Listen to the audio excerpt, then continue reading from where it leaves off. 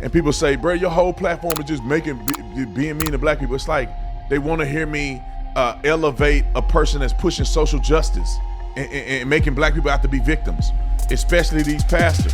Come on, public enemy. I came to tell white supremacists.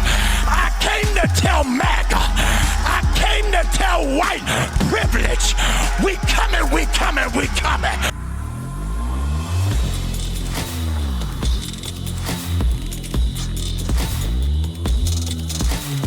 This video is brought to you by Masa Chips, brought to you by Masa Chips. Yes, ladies and gentlemen, these chips are as good as you thought that they were. I know you've seen it all over the internet. I was a skeptic at first. I said, man, they can't make no chips that taste good, that's healthy. It ain't happening. Then my wife started buying. I mean, we probably bought like $600 worth of these chips, and she would just eat them and eat them. And I tried them for one time, and I was hating at first. I ain't gonna even lie. I said, man, them chips ain't really that good. Oh my God, Cabanero, I can't stop eating them. I literally ate this bag while we were prepping for this advertisement. I literally ate through this whole bag. It's just crumbs in here. But let me tell you why it's so important to have a chip that's quality like Masa Chips. There's only 3 ingredients: organic, nixtamalized corn, grass-fed and finished beef tallow, and Redmond salt. That's it. No pesticides, none of these fake ingredients, none of the toxins. And if you don't know what nixtamalization is, it's a traditional way of preparing tortillas by soaking them in alkaline solution, which was invented by the Aztecs. Also, we know how dense of a food, a nutritional food, beef tallow is. I don't know how they got away from cooking with beef tallow. Now I only eat things that are cooked with beef tallow and not none of that fake stuff. Beef tallow also is rich with vitamin A, D, K, and E. So you can have a healthy choice and you can binge out, man. I binge out on this all the time. They're incredibly good, and I'm excited to share with you how to get you some Masa Chips for yourself. So all you got to do is go to masachips.com/Tatum. We'll put the link in the description section. Use code Tatum to get 20% off, and I guarantee you, you will not be disappointed. This is my favorite. I just tried this one, and it tastes like candy, and you can't go wrong with the blue. Get your Masa Chips today. I know I always talk about black people, and people say, bro, your whole platform is just being mean to black people. It's like, no, because when I highlight black people, that y'all don't like it. When a black cop does something excellent, y'all don't want to hear me talk about it. When a black cop gets killed, a black female cop gets murdered by another thug, y'all don't want to hear that. When the black cop, he got in trouble, which he shouldn't have gotten in trouble, because some black protesters all in his face, and he said, you gonna shoot me like Jamal Bryant? And he said, are you gonna pull a knife on me? They put him on desk duty and took his gun. And I said, the devil is a lie. We on this channel made such an impact that the chief couldn't even answer his phone on his desk. He couldn't even check his email because he was getting 2,000 emails an hour for 24 hours. Everybody was hitting him up. They gave that man his job and his gun back, and we raised money for him. Raised money to support him. You see how that works? Anyway, I talk well about black people. I love Candace. I love Thomas Sowell. I love, all the black people that are doing good and successful and smart. I post them all the time, but people don't like them.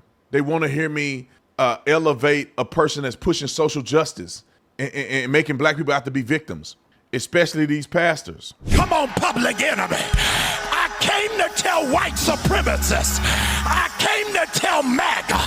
I came to tell white privilege. We coming, we coming, we coming. We coming, we coming. God said, when you give me glory, I'm gonna run them out of the State Department.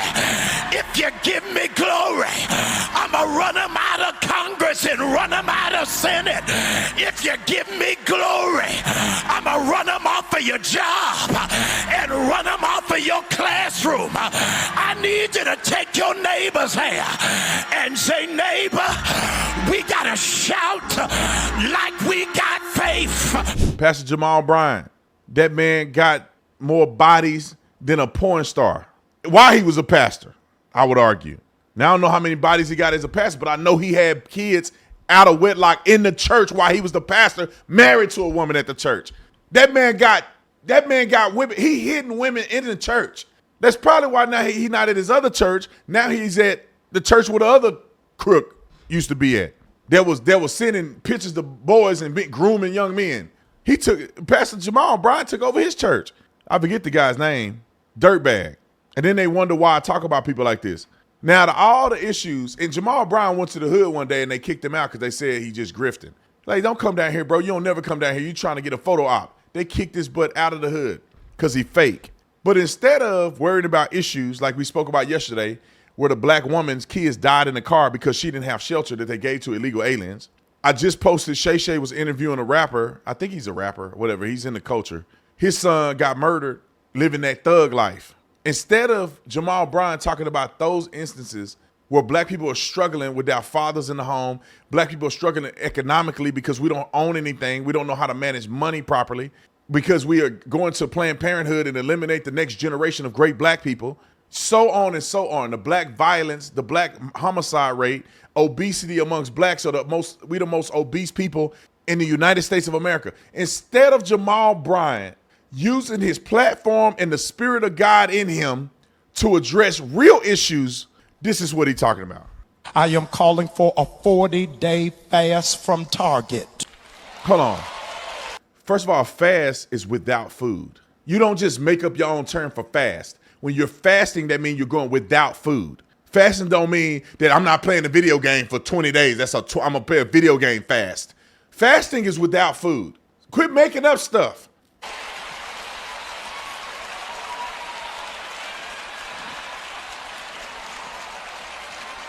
Beginning on March the 5th, 100,000 conscientious Christians. You don't have to be black, Latino, Asian, white, 100,000. You're going to sign this commitment to be a part of this 40-day fast. 100,000 of you bare minimal. I'm asking you that after service, you'll go to targetfast.org. Targetfast.org. I want you to share with everybody on your job, every person in your home, every person in your sphere of influence, every person who follows you on social media. I am believing for 100,000 people are going to sign this covenant commitment of not just prayer, but fasting from Target. Here's what is amazing. Listen to me, because what we learned from the Montgomery bus boycott is that racist America doesn't respond to speeches. They respond to dollars. Come on, and if they start losing $29 million a day for 40 days, we will break the back of the system. Let's go to targetfast.org real quick. I want to show y'all something. People get hoodwinked all the time by these chucking and jiving pastors. It is a shame. It's shameful that instead of addressing all the issues, how about you have a fast from murdering each other? From murder other young black men in the cold blood in the middle of the street. Can we have a fast from that? No, you won't fast from that because you want that to continue to go. But this is what they're doing. He said 100,000 people are going to boycott Target because Target mentioned that they weren't going to discriminate against people based on color. The same thing that Martin Luther King fought against. Target is fighting with Martin Luther King on this idea, and they mad at it. Let's scroll down here real quick. So this is what they tell y'all to do. Let's boycott Target. Let's be in unison. Not let's go support a black business. Not let's go start a black business. Not transfer your money to an all-black bank. Not go in the hood and promise to treat your brother and sister right. Promise that for 40 days, nobody's going to go to Planned Parenthood. For 40 days, we're not going to shoot each other in the street. They don't want to have that kind of fast. But the fast they want to have is for you to dwindle through this, get emotional, and come right down here and put your information in here. Now, I want to see if we can slide this on the side. Can we slide it over? Slide it over. I got it right here. Slide it over.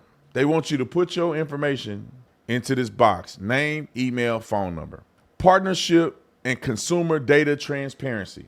This is what this says. Y'all can't see it. Fast.org and FOTM Global have partnered under the Money United initiative to provide customers with spending tracking and reporting tools, along with the digital community to engage in voting activity related to economic justice. Now, that's the stupidest thing ever, and it's confusing as heck.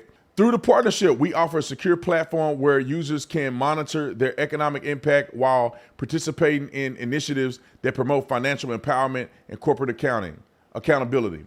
What they really telling you is that we're going to be able to take your data and use it and voting and all this stuff. We're going to send you messages. We're going to send you fundraisers. We reserve the right to take your data and do what we want to do with it. Privacy, consumer privacy, data security, only aggregated sending data is reported and individual transparency details remain confidential. I guarantee you they sending your stuff out. I guarantee you they send your stuff out. Our technology secure that users can engage in conscious spending and voting diverse economic actions while maintaining control over their information. Who do you think this is going to? What is fast.org and FOTM Global and the partner with Our Money United initiative? What do you think they're doing with your content? What do you think they're doing with this? They don't need you to fill this out for you to say, I don't want to be a part of, I don't want to be a part of going to Target. They use these fancy words and these partnering terms, and they sharing your content and information to better benefit them as an organization. This is a money grab. A lot of times when you see this, this is a money grab. Name, email, phone number, so they can target you. And I know they try to act like they're not doing it, but that's why they're doing it. They don't really want to do nothing serious, because I've never seen him have an initiative that do anything for the black community. And this is where it bothers me at. Going back to Kendrick Lamar and all of that other stuff.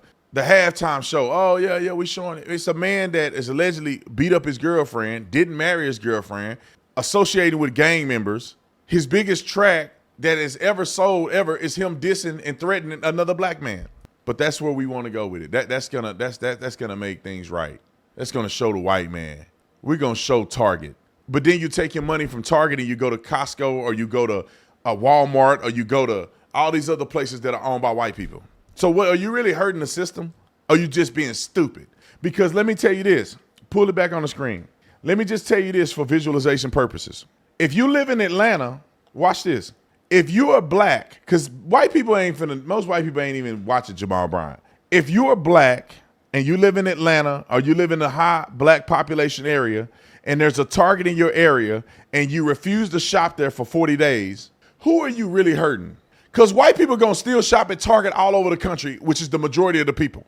You hurting a Target in your local area that employ black people and people of color. You go to Atlanta, go to a Target in Atlanta. It's going to be probably full of black people. Go to a Target in the south side of Phoenix. It's going to be black and Hispanic. Go to Target in any heavily populated black area. The people that they employ, the managers, the customers, the workers, the people who are driving that truck up there to offload the product, in many of these cases are black people. And so you're going to show Target by hurting the productivity of the store that black people work in. And they're going to lay them off. They're not going to have a job. They're going to shut the store down if you really hurt their pockets. Just for them to do what? Reinstate a policy that focuses on race? You can't make this stuff up. You can't make it up. And I'm the bad guy.